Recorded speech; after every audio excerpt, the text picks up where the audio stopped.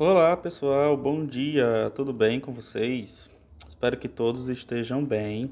Aqui quem fala é o professor Aislan, do Centro Educacional Paideia, e hoje nós vamos continuar com a nossa aula de produção textual, relembrando um pouco do que a gente falou na semana passada. Na última aula, a gente falou sobre denotação e conotação. Estão bem lembrados do que é a diferença de cada um? A denotação, como eu já tinha falado, é o sentido real da palavra. É o sentido, como é chamado, literal. Ou seja, quando uma palavra está no sentido denotativo, ela tem o sentido que a gente está acostumado a ouvir aquela palavra. Por exemplo, computador. Computador é um computador, não é? Aquela máquina em que a gente mexe, acessa a internet, faz várias coisas. Esse é o sentido denotativo da palavra computador, é o que ele realmente é. Já o sentido conotativo, ou a conotação, é o sentido figurado das palavras. É quando aquela palavra ela tem um sentido diferente daquele sentido real dela. Por exemplo, quando eu digo esse garoto parece um computador. Aqui eu não estou dizendo que aquele garoto é uma máquina que a gente vai poder acessar a internet através dele. Não. Estou querendo dizer o quê? Que ele é inteligente, que ele é rápido nas respostas. Então, computador nesse sentido, ele foge do sentido normal e ele passa a ter um sentido diferenciado, um sentido figurado. Esse é o sentido conotativo. O primeiro exemplo que eu dei era o denotativo, o segundo, conotativo. Vê essa diferença? Na nossa atividade, a gente tinha essas frases aqui, ó, de vários poemas para a gente encontrar o sentido denotativo e o sentido conotativo deles, não é? Bom, a primeira, por exemplo, foi o exemplo que eu dei, amor é fogo, né? No sentido denotativo, que é o sentido real, amor é um sentimento, fogo é uma reação química, é algo que acontece na natureza, por exemplo. Já no sentido conotativo, amor é fogo, está querendo dizer que o amor é algo intenso, que o amor é algo é, que gera uma coisa intensa, não é? Como o fogo é intenso. Na segunda frase, ó, é ferida. Ferida, no sentido denotativo, no sentido real, é algo que a gente tem na pele, não é? No nosso corpo, que dói bastante, não é? Pode ser um corte, ou pode ser um machucado, enfim. Já no sentido conotativo, ele ainda está falando sobre o amor. Ó. Amor é fogo que arde sem se ver, é ferida. Então, nesse sentido conotativo, ele está querendo dizer que essa ferida é porque o amor é algo que pode doer, quando esse amor não é correspondido, talvez, por exemplo, não é? O amor é algo que gera dor, assim como uma ferida, não é? Aqui a gente tem outra expressão destacada, corações humanos.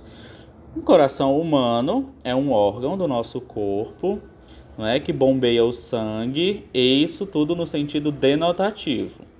Mas no sentido conotativo, o que que essa frase está querendo dizer? Olha do começo, ó. Mas como causar pode ser o favor nos corações humanos a amizade? A gente sempre usa a palavra coração no sentido conotativo quando a gente fala sobre guardar os sentimentos dentro do coração, né? Na verdade, o nosso coração é um órgão feito para bombear o sangue no nosso corpo, não para guardar sentimentos. Não é assim que funciona, né? Mas a gente usa bastante no sentido conotativo para dizer isso. E é isso que está dizendo aqui, ó, falando sobre a amizade nos corações humanos, né? Esse é o sentido conotativo. E assim sucessivamente. É uma resposta são respostas que vocês tiram da compreensão de vocês do texto. O sentido denotativo é aquele real, o sentido conotativo é aquele que a gente entende, aquele que a gente compreende que o autor quis dar a mais, né? Que ele quis mudar o sentido daquela palavra para gerar algo muito interessante, que é a linguagem poética, a subjetividade nesse texto. Na nossa aula de hoje, a gente vai falar sobre a estrutura de um poema, tá bom? Bom, primeiro de tudo, a gente sabe que um poema é a forma escrita da poesia, não é? Uma forma da gente fazer por escrito a linguagem poética. Então, num poema, a gente vai encontrar muita linguagem conotativa, porque o autor ele vai querer modificar o sentido das palavras para gerar beleza no seu poema, para gerar uma estética, às vezes romântica, ou às vezes assim algo bem relacionado aos sentimentos, ao mundo interno das pessoas, não é? Por isso que se usa bastante a linguagem conotativa, a linguagem subjetiva nos poemas. Porém, ele tem uma estrutura, principalmente nos poemas mais antigos. Hoje em dia não tanto é obrigado seguir essa estrutura, mas nos poemas mais antigos ele tem uma estrutura que a gente vai conhecer agora, que é formado por versos, por estrofes e pela sonoridade. Mas o que é uma sonoridade?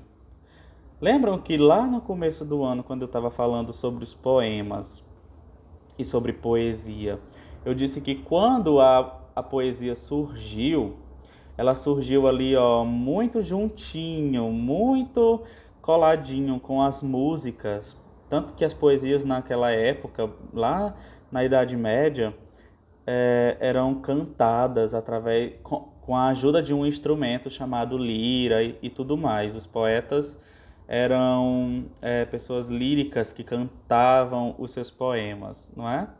Por isso que até hoje os poemas eles têm essa coisa chamada sonoridade, que nos lembra um som, que nos lembra uma música, uma canção.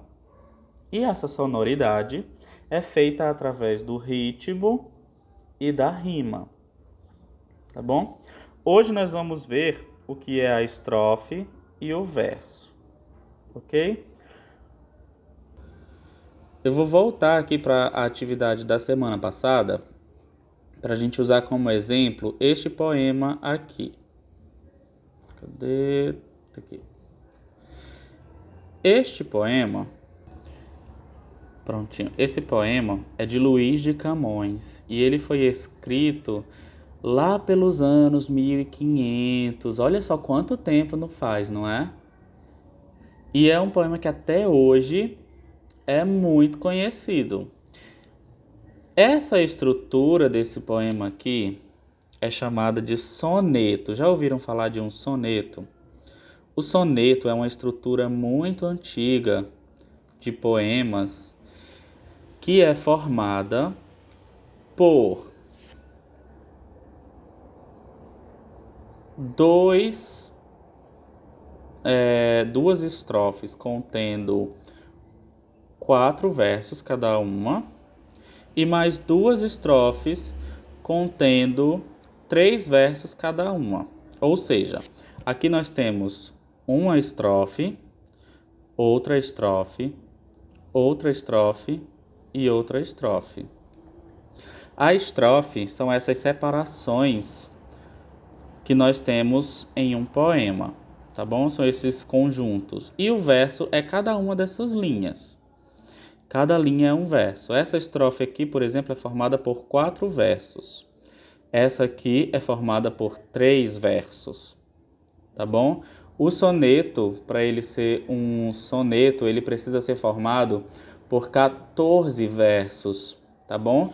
E geralmente eles são divididos assim: 2 quartetos e 2 tercetos. Mas professor, o que é quarteto? O que é terceto? Bom, olha só. a gente pode classificar uma estrofe dizendo se ela é um monóstico, um dístico, um terceto, um quarteto, um quinteto e assim sucessivamente, quando a gente conta os versos que essa estrofe tem.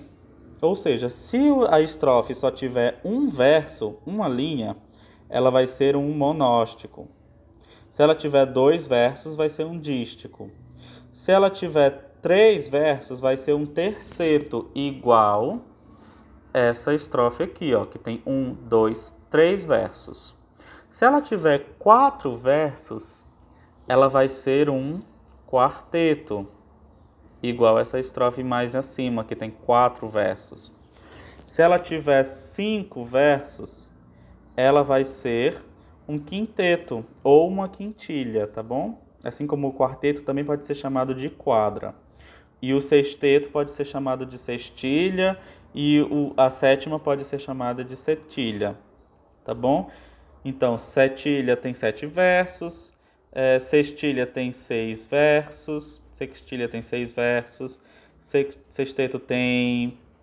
é a mesma coisa da sextilha, não é? A quintilha tem 5 versos e assim até se ela tiver 10 versos, tá bom? Lembrando, é importante dizer para vocês, é importante que vocês gravem isso. Hoje em dia, muitos autores trabalham com modelos livres. Eles não se prendem mais a esses modelos, como por exemplo um soneto. Tem a obrigatoriedade de ter 14 versos, de cada verso compor quartetos, tercetos. Não, hoje em dia não é mais uma obrigatoriedade isso. Muitos autores de poemas fazem poemas bem soltos, bem livres, tá bom? Com quantos versos quiserem, com quantas estrofes quiserem. Mas antigamente, os poemas eram escritos quase que com uma régua, né? Eles faziam bem certinho, direitinho, até a contagem de sílabas dos versos eles faziam, sabiam? Até isso. Então, hoje a gente viu sobre estrofe e verso, tá bom? Eu vou mandar uma atividade para vocês, bem simples, para a gente fazer essa contagem. Olhem só, essa aqui são as nomenclaturas que a gente dá. Vocês vão fazer as contagens desses versos, tá bom? Quantos, de acordo com os versos, qual é a categoria que a gente vai classificar cada uma das estrofes dos poemas. Ok? Então, pessoal, por hoje é só. E a gente volta na semana que vem para falar sobre ritmo e rima, ou seja, sobre a sonoridade. Tá bom? Então, tchau, tchau.